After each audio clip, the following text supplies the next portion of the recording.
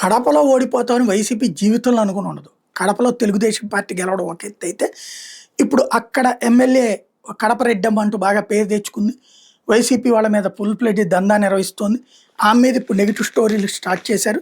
TDP పాలిట్ bureau సభ్యుడు Srinivasulu Reddy, Kadapa MLA Madhavi Reddy దంపతులు కొత్త దంతాకి తెరదీశారు. కడపలో టీడీపీ మహానాడు కోసం మహా కలెక్షన్ మొదలుపెట్టారు.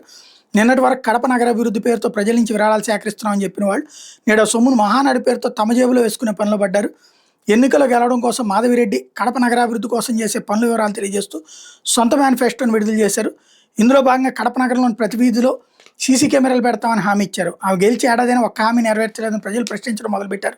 దీంతో ఎన్నికల ముందు సొంత నిధులతో నగరాన్ని అభివృద్ధి చేస్తామంటూ ప్రభావాలు పలిపిన భార్యాభర్తలు ఇప్పుడు విరాళాల పేరుతో బలవంతంగా వసూలు పర్వం మొదలుపెట్టారు.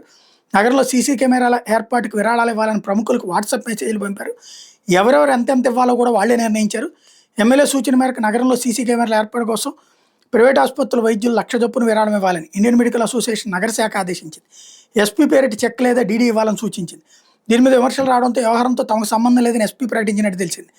ఇదే సమయంలో కడపలోనే మహానాడు నిర్వహించడంతో ఎస్పీకి చెక్ లేదా డీడీ ఇవ్వాలన్న నేతలు ఇప్పుడు నేరుగా నగరంలోని ప్రముఖులకు ఫోన్లు చేసి తమకే ₹1,00,000 విరాళంగా ఇవ్వాలని డిమాండ్ చేస్తున్నారు. నగరాభివృద్ధి అనేది పక్కకు పోయి ఇప్పుడు మహానాడు ఖర్చుల కోసం కొత్త కలెక్షన్లకు తెరలేపారని ప్రచారం జోరుగా సాగుతుంది.